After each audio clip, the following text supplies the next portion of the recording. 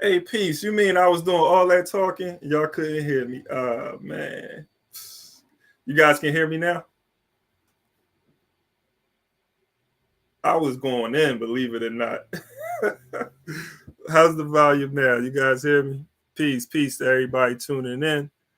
I'm Ikemba Ajore. Hey, this is the second time I did this week. Let me be on point.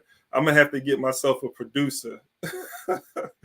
Appreciate y'all tuning in. Peace to everybody out there. I'm Ikemba Ajore. If we charge colonialism, we are a grassroots think tank. Our mission is to have African people recognized as a colonized people, not to say that we just because we're recognized that we're colonized people doesn't mean that we can't have agency and be a self-determined people either. It's just to recognize the uhuru. It's to recognize the relationship that we have with Europeans, a relationship that dates back to the first European, the Portuguese, who came on the continent and kidnapped or took the first Africans to Europe. And ever since then, it was in 1452, I believe. Ever since then, Africans have been resisting and struggling for their liberation, and we're part of that tradition of resistance. So since then, they have designed this system, a system of oppression and exploitation. And as African people, we just need to be conscious of that. And so we charge colonialism.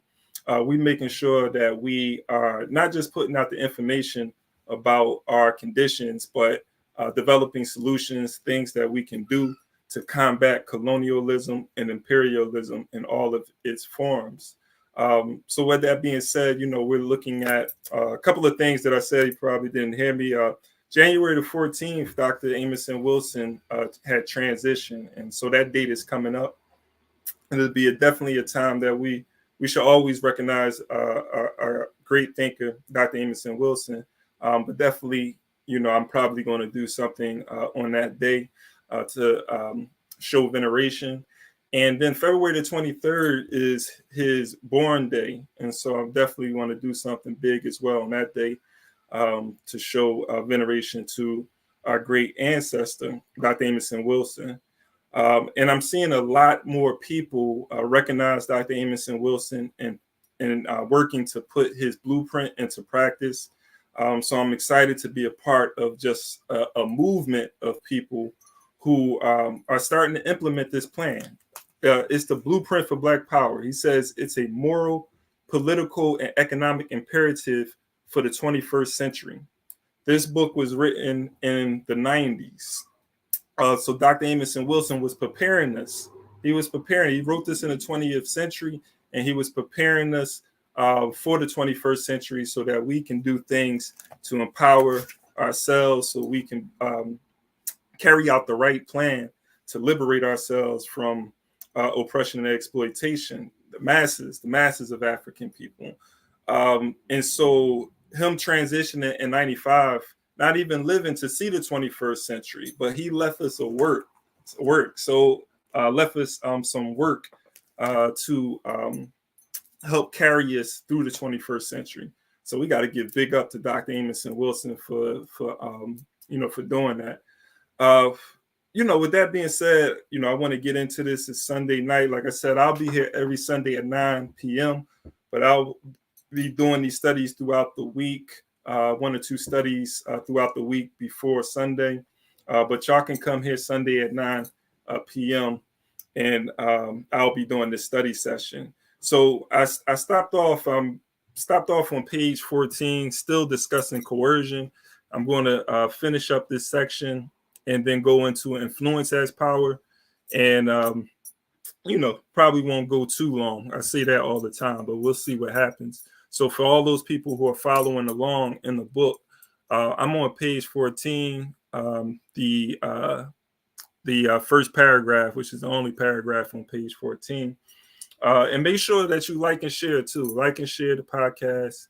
If you haven't subscribed, make sure you subscribe. And this is not just for you guys, it's for posterity. And last point I'll make before I get into this, one of the reasons I want to do this study There's many reasons, but one of the reasons is for posterity, for the generations to come. So as the next generation is coming up, I want to make sure that we have something in place for them to be able to come in and study and get information as they go on their journey in their fight to liberate African people, that they have the resources to help them do that. So I'm hoping that this Blueprint for Black Power study can serve that purpose. So with that being said, let's get into it. So page 14. All right. So, however, despite its efficiency and productivity relative to force, the exercise of coercive power, like the exercise of force, may be expensive, socially and politically costly, and provokes resistance from those subjected to its application. Because the subjects of coercive power are aware of its application against them and realize that freedom to act has been threatened or restricted, they resent such an imposition and may attempt to break or thwart the power holders' coercive power over them. The use of coercive power as its chief means of control often means that the dominant group must maintain constant surveillance and must constantly keep itself fully informed as to the thoughts, attitudes, and activities of its subjects. Consequently, to the cost of acquiring and maintaining the means of production, if they are an owning class, the cost of procuring, maintaining, and deploying the means of force and violence must be added the cost of information gathering and espionage operations. The relative inefficiency, counterproductivity, and costliness of exercising force and coercive power as the primary means for dominating other groups serve to motivate power-holding groups to develop other more effective but less obvious or intrusive ways of exercising coercive force and power so as to reduce, if not eliminate altogether, the reactive resentment and resistance of their subordinate subjects. This end is accomplished when power holders discover and utilize ways and means of obscuring or hiding the use of coercion by inducing misperceptions and misunderstandings among their subjects about whether they are actually being coerced or are being subjected to a power play. The other forms of power we shall discuss below have a good part been developed and are utilized to obscure the actual nature of the coercive power relationship between power holders and their subjects. However, we should note at this juncture that the ability of power holders to obscure their coercive and exploitative actions from their subjects will be critically successful to the degree that their subjects have not developed and utilized their own analytical, critical, perceptive, and creative capacities to see through and subvert the hidden coercive machinations and intentions of their oppressors. So, stopping right there, there's a bunch of points that Dr. Wilson is making here, right? First of all, coercion. So he speaks about coercion being more effective than force. We already talked about force not being very effective in maintaining power and control over people because they know that they're being oppressed and exploited when you're using just straight, blatant, um, obvious, force against a group of people, physical force against a group of people, psychic, violence against a group of people. They know that they're being uh, coerced or manipulated into doing something, right? But at the same time, coercion isn't effective as well because it can be costly. Because a person can know that they're being coerced unless what he gets to is unless coercion comes with some sort of other use of power that can hide or sort of hide the fact that a person is being coerced to do something. So those other uses of power, such as influence or manipulation or legitimate authority, which he gets into in this text, are ways that a person can be coerced but not necessarily know that they're being coerced because of these other forms of power that's coming with the coercion. And so when he'll get into it a little bit later, but for instance, if a person can prove that what they're doing is for the benefit, the coercion is for the benefit of the group that's being coerced, then that person, that's sort of influence would keep the people from rising up against the group that they know that is coercing them. Let's just use the police as an example. They're an easy target, to use as an example. Uh, though the police is a coercive force, right? And it's this threat of violence from the police that keeps people from, even when the police does something criminal or corrupt, or even when they're, in regards to, even when they're being physical against us, right? We feel like we can't, even as adults, we feel like we can't strike back, right, with force because of the consequences. And when we do, there is consequences, right? They beat us up, and then, as Malcolm say, they beat you with a billy club, and then they arrest you for resisting arrest. But despite that, the police, even though it's a coercive unit, it's an arm of the ruling class. And they're only in our communities to keep us from fighting back and getting what's ours that was stolen from us from the ruling class. So they're serving as that buffer, that protection for the oppressor and exploiter. We don't do anything about it because of the propaganda that's put out there to say, hey, we need the police for our own good. They're there for our protection. They're not in our communities for our protection. They're in our communities to protect private property. I mean, Huey P. Newton, all of these, I'm just regurgitating what our ancestors told us, right? Which is a fact when you look at when you really examine the economic structure of this country and understand that, there's the haves and the have-nots. There's the exploiter and the exploited. And the only reason there's a police and a military is that they have to protect that minority group that's constantly abusing the masses, the majority of people, right? Abusing them and exploiting them for their labor and their resources. But again, that coercion goes unchecked because of this idea that we need them. And so he gets into that in the rest of the chapter. But there's the another point that he makes here in regards, coercion. The other point too, coercion not being really effective because it's costly. The people who know that they're coerced, they're going to strike back. There's going to be this resistance to the system of oppression and exploitation. So with that being said, there has to be resources put into spying, espionage, surveillance. And we know this. We've seen this. We see it. We know that it exists. It came with the Patriot Act. It came with the counterintelligence program. All of these things was used to thwart the resistance to the system of oppression and exploitation. So it is costly. The colonizer would rather not spend those resources, but it's necessary because coercion doesn't work. But the system cannot function without coercing the oppressed and exploited. But coercion comes with other forms of power. And so in the next paragraph, I'm just going to go into influence as power on the top of page 15. Dr. Wilson says, influence occurs when a person acts in compliance with the wishes or directions or suggestions of another based on his shared positive regard for love and admiration of the other, or based on a desire to please or serve the other because of the other's personal significance to him. Influence is achieved when a subject's behavioral compliance is attained without the influential party having to possess or use force, coercion, material rewards, or making appeals to authority.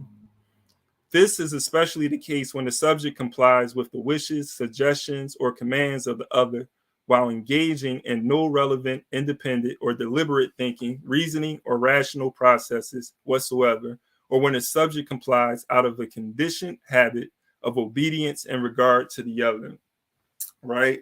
And so this is another problem. I want to make the point too that there was never this uniformity in regards to how we wanted to deal with the oppressor, to deal with the enslaver, the colonizer.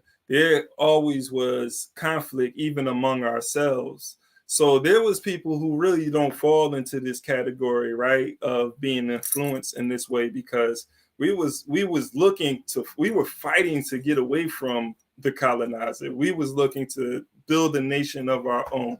But then there's these people, our African brothers and sisters, right, who fall into this category of being wooed by the colonizer and the oppressor, falling for the propaganda, being influenced by their ideas, and feel and what am I trying to say? They're buying into the idea that they represent the apex of civilization. And how is this done? This is done through Eurocentrism. This is done through media manipulation, where the European makes himself look superior, right? That's white supremacy, where they make themselves look. They present themselves in a positive light, while they present the African in a negative light. And when you even look at the history, you can look at how some of our leaders even wanted to go to Africa and civilize the quote unquote heathen of Africa. Where do they get these ideas from? From the European. If we adopt the social system and the structures of the European, that we can raise African people out of their barbarism. And so, this is the problem that we have when we have too many Africans who align themselves with the oppressor and the exploiter.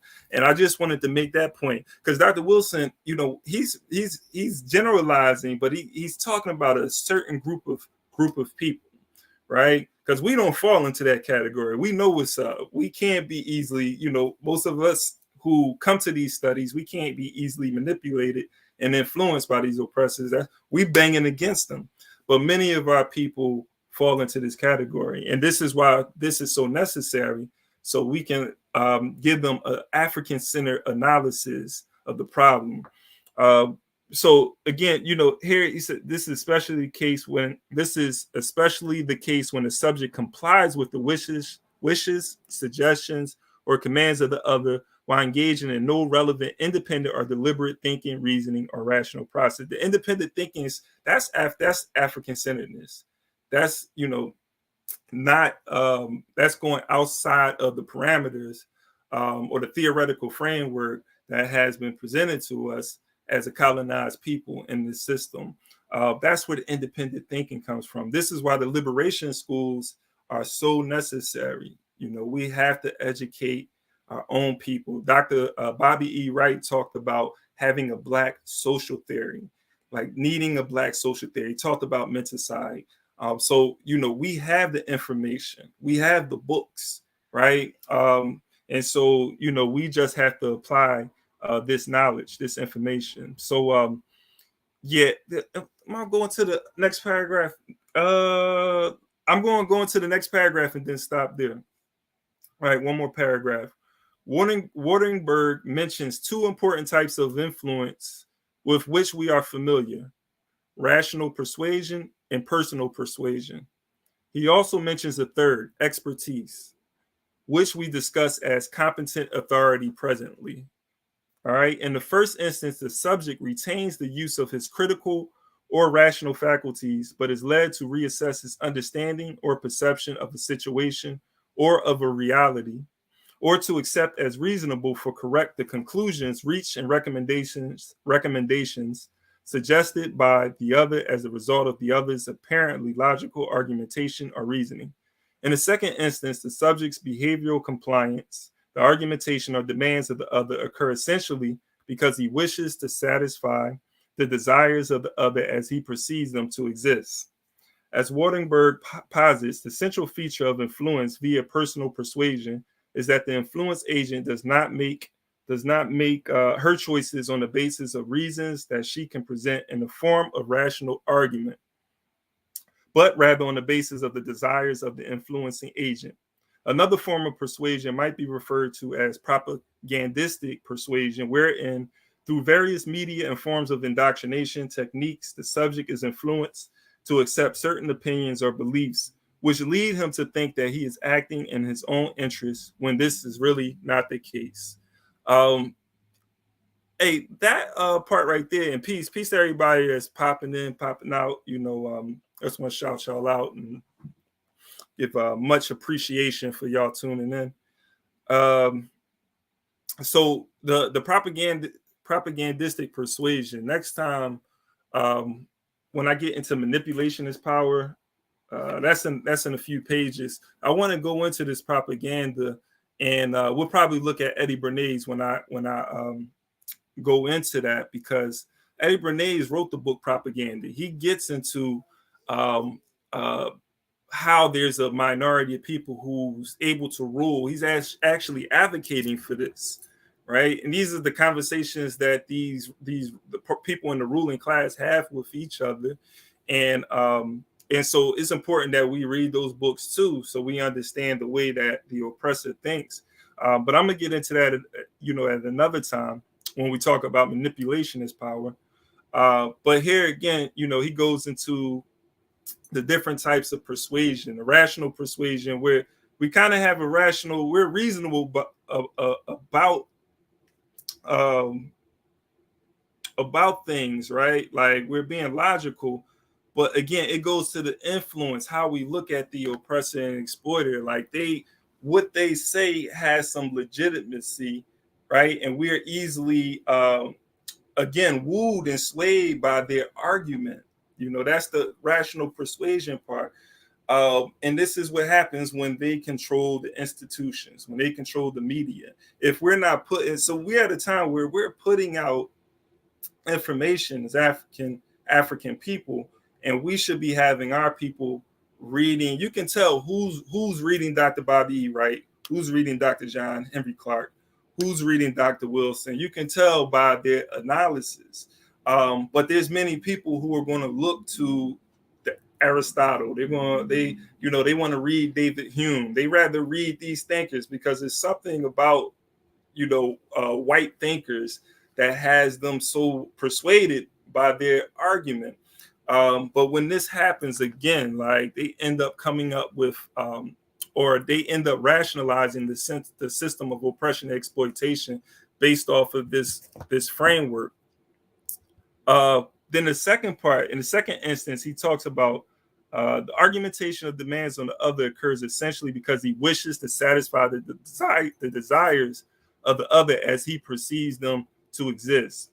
The central feature of influence via personal persuasion is that the influence agent does not make her choices on the basis of reasons that she can present in the form of rational argument, but rather on the basis of the desire of the influencing agent, right? So it's not even, they're not even doing it because it's reasonable, but they're doing it to sort of to please the oppressor or the exploiter, which they don't even look at as the oppressor or the exploiter, but they look at them as some sort of person with prestige. They're influenced by their power and prestige.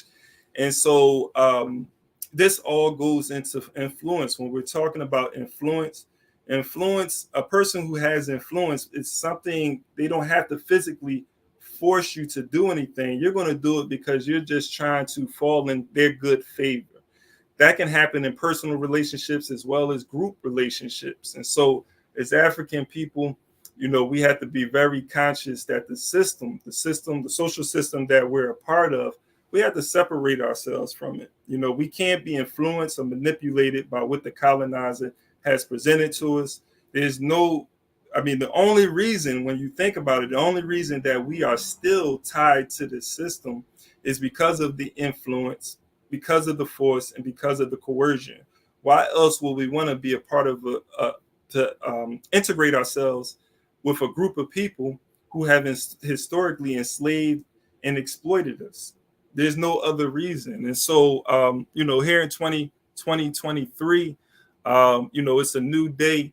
We're going to read Dr. Amos N. Wilson. We're going to see what we need to do as African people to break ourselves from the psychological chains that has been put on African people. So, I kind of want to stop it there on that note and appreciate everybody for tuning in. Let me see. He said right here, Brother Sayero, Huru, comrade.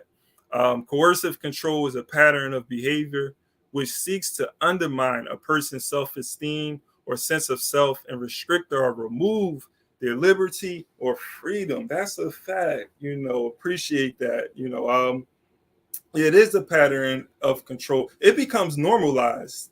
It becomes normalized after a while. Again, this goes back to the other forms of power that comes with the coercion, which is the competent authority, which is the influence, which is manipulation. Because um, if you can manipulate a person or deceive them into thinking that they're not being coerced, then you can continue to oppress and exploit that person. But again, it becomes normalized, so it legitimates, the coercion becomes legitimate after a while. Sometimes we can't even, it's to the point where masses of African people will not rise up against the system, even though they'll say that, yeah, racism exists. But what are they doing to stop racism? They just go with the flow. They like, yes, racism exists, but if we do this, we can overcome it. Like, how do we bring children into a world like that, where we accept a system that we know that is designed against us? And so that's just, man. It's heavy. It's heavy when you think about it. When I came into consciousness, when I realized this, I've been fighting ever since, 24/7. My mind I've been like this for decades now. And I won't change, because once you get this information, there's no going back.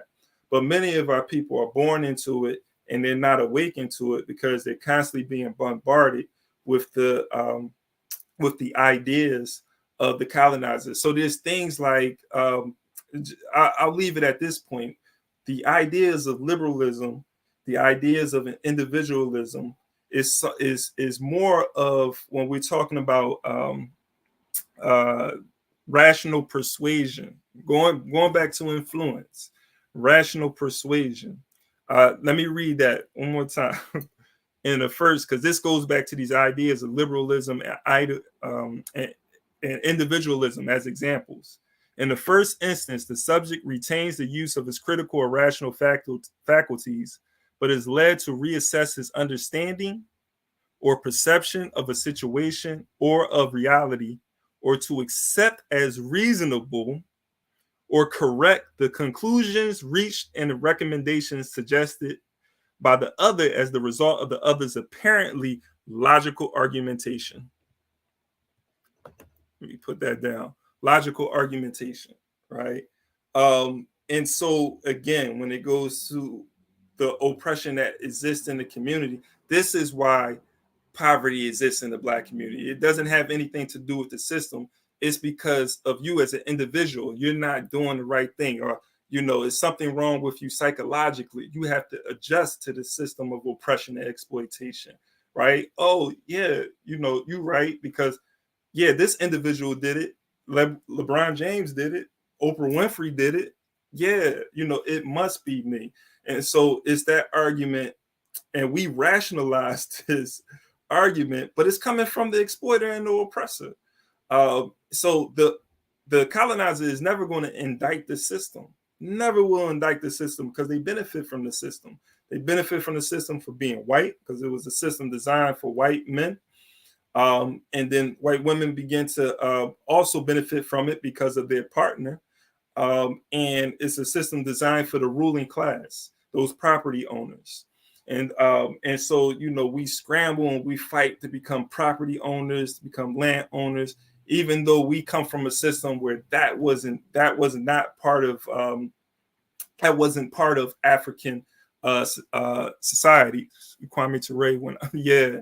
That wasn't, our ideas of freedom, our ideas of individualism, our ideas of liberty was different from the colonizer. And so we definitely just have to look back to how did African people think before we came in contact with Europeans. What's so special about the European way of thinking that we have to adopt the European way of thinking, when all they did was commit genocide and annex other people's lands to build their wealth, right? There's no history, whatever contradictions African people had, you can't point to no point in history where one group of Africans committed genocide against another group of Africans until they came in contact with Europeans, right? And this is not to make any excuses in regards to any genocidal acts that Africans committed against another group under the system of colonialism, because we have to be better than that.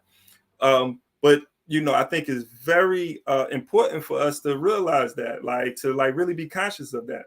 We've never committed any acts of genocide before we came into contact with Europeans. There was never, slavery existed, but there wasn't this commercialization of slavery. There wasn't this codification where there was a law that said, this group of Africans is inferior to us, and they can never rise above their status of a slave, as a slave, right? That never existed. So, just something to keep in mind. So with that being said, we went, over half an hour. I appreciate everybody for tuning in, being a part of this discussion. We got to continue to do this. We got to continue to bring people in to be a part of this. Today was a busy day for me too. This is the third talk I did today. Make sure that if you haven't seen it yet, me and my brothers and sisters, will We Charge Colonialism, we did a book review of The Falsification of African Consciousness by Dr. Amos N. We did that today at 11 a.m. So if you missed that, go tune into that. It was a brilliant discussion that, I want to encourage you to check out.